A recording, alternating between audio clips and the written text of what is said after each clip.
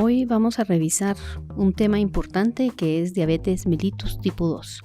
El objetivo de esta cápsula es que el estudiante pueda aplicar la biología molecular a la patogénesis de la diabetes mellitus tipo 2 y comprender la influencia genética en el desarrollo de esta enfermedad. No vamos a tocar el tema de diabetes tipo 1.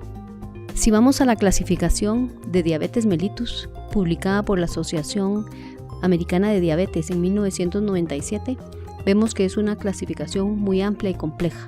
Sin embargo, nos va a interesar entender que la diabetes tipo 2 puede ser predominantemente el problema una resistencia a la insulina o puede ser predominantemente el problema un defecto en la secreción de insulina. Sin embargo, en el punto 3 podemos ver que hay otros tipos específicos de diabetes mellitus y entre ellas hay algunos defectos genéticos de la función de la célula beta. Y esto incluye una clasificación de diabetes que se conocen como diabetes tipo MODY o Maturity Onset Diabetes of the Young. Vamos a hablar un poco de estos tipos de diabetes en relación a los que están asociados a diabetes tipo 2. ¿Cómo definimos nosotros diabetes? Específicamente vamos a hablar que la diabetes es una patología que se caracteriza por una hiperglicemia crónica y tiene alteraciones en el metabolismo de carbohidratos, de grasas y de proteínas.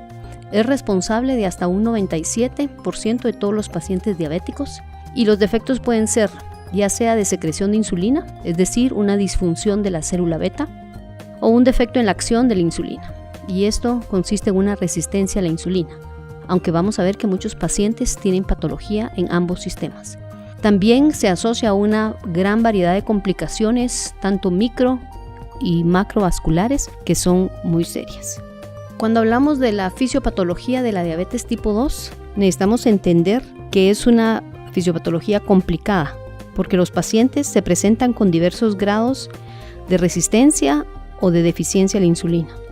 La clínica es el resultado de la interacción de factores múltiples, por lo que es difícil determinar la causa de la enfermedad. También tenemos que recordar que la hiperglicemia per se puede producir resistencia a la insulina y la insulina un aumento de la glucosa sanguínea y así generar un círculo vicioso que mantiene la glucosa elevada. También la amilina producida por la célula beta y liberada junto con la insulina se cree que puede tener un papel en la resistencia a la insulina. Una gran proporción de los pacientes con diabetes tipo 2 son obesos y la obesidad, especialmente la localizada en la región abdominal, genera per se resistencia a la insulina y está bajo control genético. Vamos a ver que también la diabetes tipo 2 se puede diagnosticar en pacientes no obesos, principalmente en los ancianos. Si nosotros vemos, hay alteraciones en el tejido adiposo con una liberación excesiva de ácidos grasos. Hay alteraciones en el músculo con una dificultad para captar la glucosa eficientemente. Hay alteraciones a nivel del tracto gastrointestinal con secreción inadecuada a la insulina en respuesta a glucosa absorbida por la vía oral. Y también hay alteraciones en el hígado que se asocian a una producción exagerada o anormal de glucosa. ¿Cuáles van a ser los criterios diagnósticos para la diabetes tipo 2? Pues vamos a ver que podemos utilizar alteraciones en la glucemia en ayunas o se puede hacer una prueba de sobrecarga oral de la glucosa y ambos nos pueden reflejar una patología. Pacientes con diabetes mellitus van a tener una glucemia en ayunas mayor de 126 miligramos por decilitro y una glucosa 2 horas después de una sobrecarga de glucosa oral arriba de 200 miligramos por decilitro. Sin embargo, algunos pacientes pueden tener alguna alteración en la glucosa en ayunas que no necesariamente lleva a un diagnóstico de diabetes, pero que puede reflejar una alteración ya en el metabolismo del azúcar. Las determinantes etiológicas y los factores de riesgos para la diabetes tipo 2 son múltiples.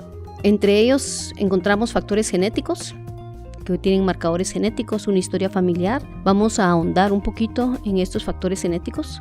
Hay otros factores demográficos, factores relacionados con el comportamiento y el estilo de vida. Ya mencionamos que la obesidad puede ser un factor de riesgo, la falta de actividad física, la dieta, y también algunos determinantes metabólicos y categorías de riesgo inmediato de diabetes tipo 2.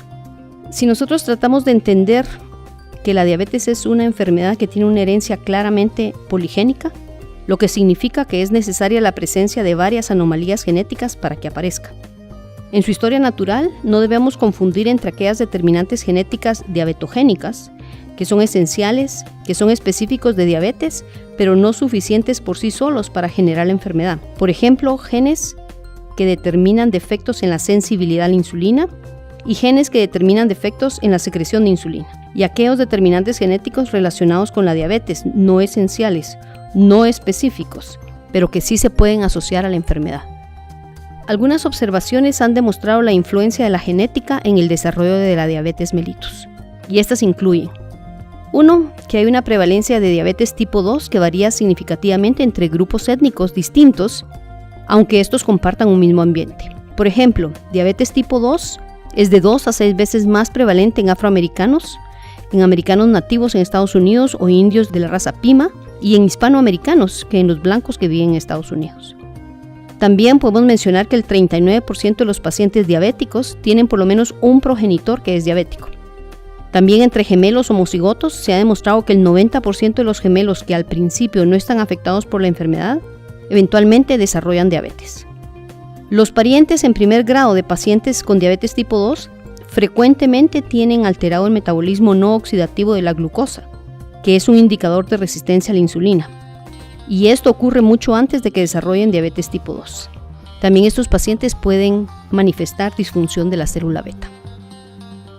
En esta tabla podemos ver que hay una serie de locus genéticos que se han asociado a diabetes tipo 2. En realidad, vemos que son múltiples los locus que se han demostrado a partir del año 2000, donde se empezaron a hacer estos estudios. Sin embargo, algunos de estos genes de susceptibilidad para la diabetes mellitus tipo 2 tienen control en sitios del Insulin Receptor Substrate 1, y también en receptores adrenérgicos beta 3 y en los receptores de sulfonilurea. Sin embargo, estos genes explican solo una pequeña porción de los pacientes con diabetes tipo 2. Algunas variaciones genéticas del gen que codifica para la calpaína 10, que se encuentra en el cromosoma 2, llamado N1-DDM1, es un gen de susceptibilidad de diabetes encontrado en poblaciones principalmente mexicano-americanas. En esta tabla podemos observar algunos de los genes candidatos y también los polimorfismos genéticos asociados a la diabetes tipo 2. Esta tabla están organizados en orden de cromosomas y vemos que existe una asociación de polimorfismo del locus de transcripción del factor 7, LIKE2, que se conoce como TCF7L2, con diabetes mellitus tipo 2. Y esto ocurre hasta en un 20% de pacientes. Y acarrear este alelo para un individuo aumenta el riesgo de desarrollar diabetes tipo 2 en un 50%.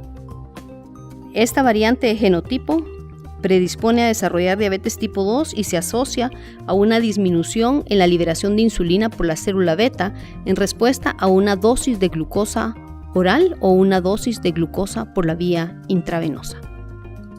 También la diabetes tipo MODY, que ya mencionamos, que es un tipo de diabetes, se ha asociado al diabetes tipo 2. El término MODY es un acrónimo que corresponde a Maturity Onset Diabetes of the Young y es una forma de diabetes monogénica caracterizada por una transmisión autosómica dominante, por presentar un inicio temprano y por asociarse a defectos de la célula beta que limitan la secreción de insulina. La diabetes tipo MODY afectaría aproximadamente el 5% del total de pacientes con diabetes mellitus tipo 2. MODY es una causa rara de diabetes tipo 2, que tiene una transmisión autosómica dominante y una forma del MODY2 parece ser secundaria a mutaciones en el gen de glucoquinasa en el cromosoma 7. Marcadores en esta región se han asociado a diabetes en afroamericanos, pero no en americanos blancos. Estos individuos tienen una disminución en la secreción de insulina. Otra forma de MODY, que es el MODY4, también se asocia a mutaciones en el factor promotor de la insulina. Este es un factor de transcripción de la célula beta pancreática y estas mutaciones causan una disminución en la secreción de insulina en respuesta a una carga de glucosa. Como mencionamos, también hay otros factores de riesgo para el desarrollo de diabetes tipo 2. Entre estos mencionamos la obesidad, la dieta, el estrés, algunos determinantes metabólicos y categorías de riesgo como la tolerancia insuficiente a la glucosa, la resistencia a la insulina, determinantes relacionados con el embarazo, la paridad, la presencia de diabetes gestacional, que se clasifica como un tipo diferente de diabetes, diabetes en los hijos de mujeres con diabetes durante el embarazo, la desnutrición o la hipernutrición intrauterina. Quisiera mencionar entonces que la resistencia a la insulina y la baja secreción de la insulina son las principales causas que se asocian a diabetes tipo 2.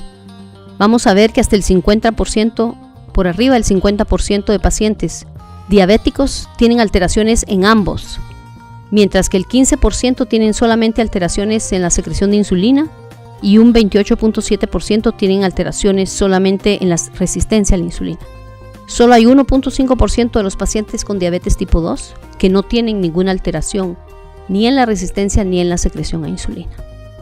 El propósito de hacer esta revisión es entender cómo estos factores multigénicos van a incidir en el desarrollar diabetes mellitus y cómo podrían utilizarse como marcadores para hacer diagnósticos genéticos previos en pacientes antes de que estos manifiesten la enfermedad, y de esta manera poder ofrecer tratamientos específicos que resuelvan la patología del paciente.